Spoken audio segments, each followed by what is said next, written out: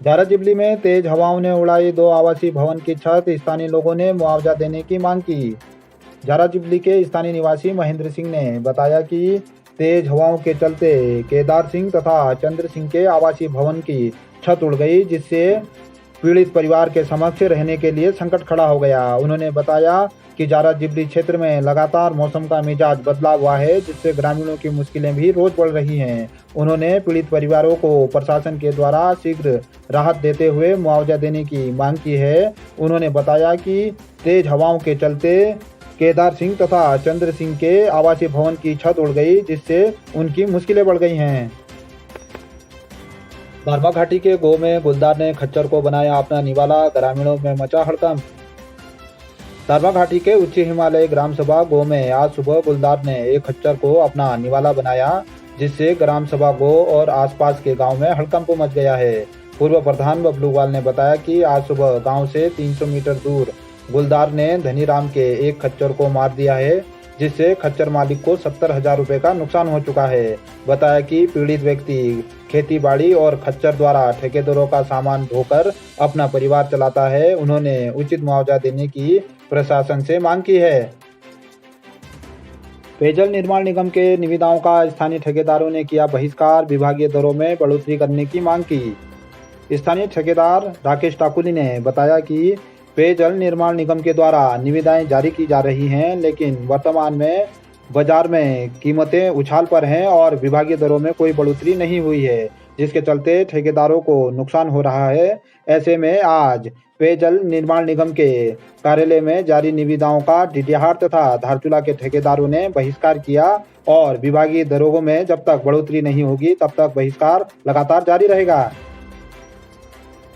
गो ग्राम सभा में निर्माणाधीन विकास कार्यों में ठेकेदार पर अवैध सामग्री उपयोग करने का सरपंच ने लगाया आरोप। दारमा वैली के ग्राम सभा गो के सरपंच प्रेम सिंह ढकरियाल ने ग्राम सभा गो के साथ ही वैली के अन्य गांव में चल रहे विकास कार्यों में ठेकेदारों के द्वारा अवैध बजरी पत्थर का उपयोग करने का आरोप लगाते हुए कहा कि प्रशासन से मांग करने पर भी अभी तक कोई कार्रवाई नहीं हुई, जो कि निराशाजनक है। उन्होंने इस प्रकार के अवैध कार्यों पर अंकुश लगाने की फिर से प्रशासन से मांग की है। स्थानीय लोगों की नाराजगी के बीच नगर पालिका के द्वारा ग्वालगांव वार्ड के तड़कोट क्षेत्र में नालियों को साफ कराने का कार्य किया गया शुरू। लोगों ने जताई थी नाराजगी। सीमांत धारचूला मुख्यालय के अंतर्गत नगर पालिका के ग्वालगांव वार्ड में आपदाग्रस्त क्षेत्र तड़कोट आदि क्षेत्रों में नगर पालिका के द्वारा नालियों की सफाई का कार्य शुरू करा दिया गया है।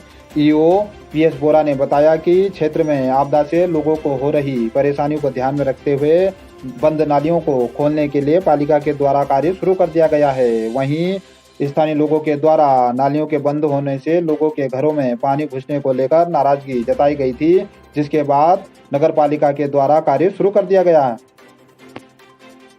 दारमा घाटी के अंतिम गांव सीपू में महादेव महाकुंभ मेले की तैयारियों में खराब पैदल मार्ग ने बढ़ाई ग्रामीणों की मुश्किलें। दारमा घाटी के अंतिम गांव सीपू में प्रत्येक 12 साल के बाद होने वाले महादेव महाकुंभ मेला पूजा जून माह के तीसरे सप्ताह 17 जून से 23 जून तक महाकुंभ मेला शुरू होगा।